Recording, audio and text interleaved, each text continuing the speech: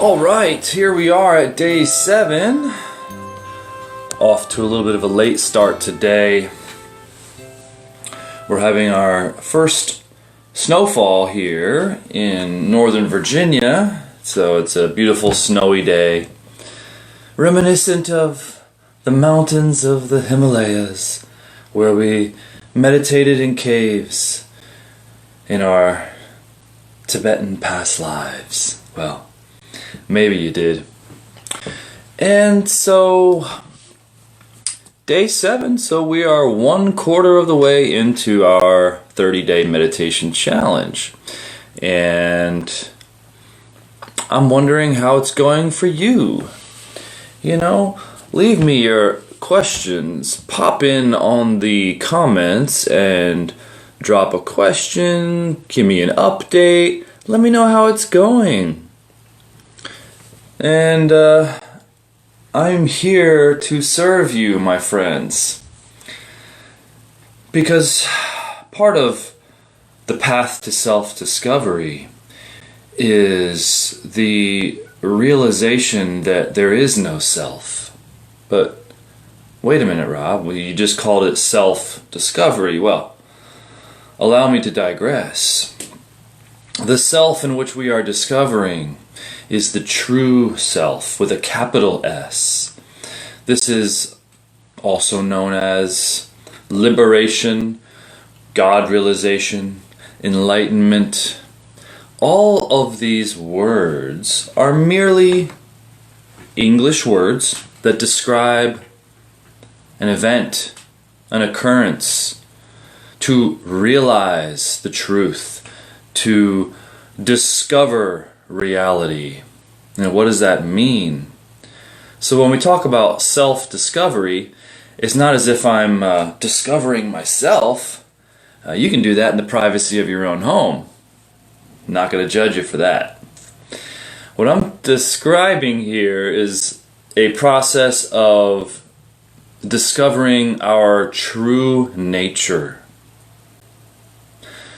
The true essence of who and what we are is beyond the limited sense of self, this separate sense of self that we've created, which comes in a form of a name, an identity, relationships, belief systems that we've developed and accumulated and been taught and indoctrinated into in this lifetime. We have many different belief systems that we have been introduced to in this world. Beginning with our families, our societies, our cultures, our religions, our indoctrinations and educations in our school systems of all sorts and sizes, we've been imprinted and conditioned to believe things. And belief is a form of illusion. When you believe something, you are taking someone's word for it. I believe you. Okay. You are free to believe whatever you want to believe, my friends. And if belief is something that gets you through the night, well then, maybe that's a good thing. If getting through the night is a challenge for you and you hold on to a certain belief, then whatever works. But in the process of self-discovery, we seek to eradicate beliefs because we believe that beliefs are illusions. Now, what do I mean by all this? Certainly, you gotta believe, right, Rob? You gotta believe in something.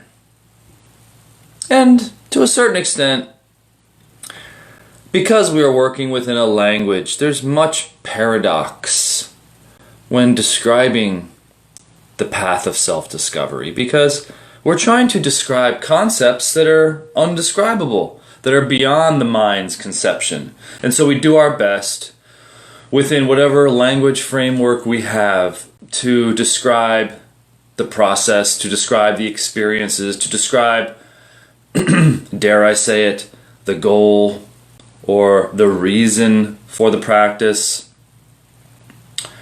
And, in the beginning, it's okay to believe in something. Of course, if you don't have the experience of something, we have to take certain things on faith. We have to believe certain people. We have to believe certain concepts. We have to believe certain doctrines, certain understandings. But it's important not to get stuck in a belief system. And to go beyond belief is the path of self-discovery, because at a certain point we need to go beyond belief. The belief in what is, what isn't, what's wrong, what's right, what's good, what's bad, what's anything, the cosmology of the universe, or, is there a God, or is there a whatever, is there an afterlife? So in the beginning, it's okay to start with a belief. But as we progress on the path of self-discovery, liberation, enlightenment, realization, whatever you want to call it, eventually those beliefs have to go, because these beliefs become limitations of the mind. Beliefs kind of box you in to a certain understanding of life. If I believe a certain thing today, and I have an experience tomorrow that counters that belief, do I hold on to that belief of yesterday, or do I progress and evolve into maybe a new, more evolved belief system? And again, don't get caught up in the words so much. Try to feel and understand the concepts behind the words. Because when we meditate, that's what's important. When we meditate, we go beyond concepts. We go beyond beliefs. Because there are worlds beyond belief, my friend. You wouldn't believe it if I told you. And so, who are you going to believe? Don't believe me, that's for sure. Trust yourself and validate through your own experience what's real and what's not. What's worthy of belief and what's not. Don't take anyone's word for it. Test it. Prove it to yourself. This is why I love meditation. Because unlike a lot of dogmas and religions and spiritual paths that lay down a whole trip of what to do, who you are, what's going to happen, and all that blah, blah, blah, meditation is a path of reality, finding the truth. What is most real in your mind? What is most real in your experience? And only from your experience can you know and can you validate those experiences that maybe some others have had before you. Because of course in the beginning we need some sort of a teacher, we need some sort of a guide, we need some sort of a belief. In the beginning you might believe that a certain way of meditating every day is the right way. You might believe that a certain mantra is the only way to enlightenment. You might believe this, you might believe that, you might believe in all these concepts that are really just illusions in the mind. Every belief is a concept in the mind. And in order to go beyond concepts, we have to get rid of the beliefs. We have to set them aside for a time, go deep within, and find the truth for ourselves. Because, I guess it's fine to believe in things and believe in yourself. Maybe that's the one thing that we can believe in. Believe in yourself and trust yourself. Trust that you know what's right for you. You know that when you go into your meditation practice, and you sit down, close your eyes, and try to calm down, that there's something there. We can't quite put our finger on it, but we intuitively sense that there's something deep within life, deep within ourselves. And chances are, because you're attracted to meditation and the path of self-discovery, that you have this intuitive knowing that there's some worthwhile pursuit within this meditation practice. There's a reason that you're attracted to it. Because all the other bullshit out there, all the other belief systems, the dogmas, they just didn't quite do it, did they? They just didn't quite deliver the goods. And so, I'm a big believer in meditation. And with that, my friends, let's get to the meditation today. And focusing on those chakras real hard at the beginning. And then as we move into higher planes of consciousness and up to the higher chakras, we kind of let off a little bit and just gently feel the spot. Because in the beginning, we need to use a lot of willpower in order to break out of the mundane mental activities that are incessantly happening within the mind, that we've picked up from our trip to the grocery store, that we picked up on flipping through Facebook, that we picked up on whatever. So in the beginning, it takes a little bit of work to break out of the mundane mind routine. But you can do it. And this is how we do it.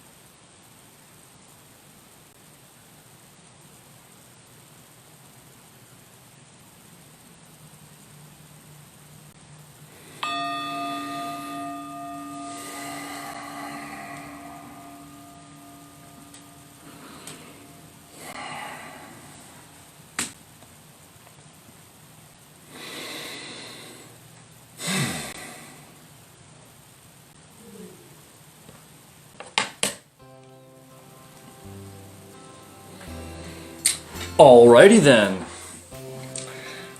Have a great day, everyone. We'll see you in the next one. Join me for the midnight meditation tonight. And thanks again. Take care.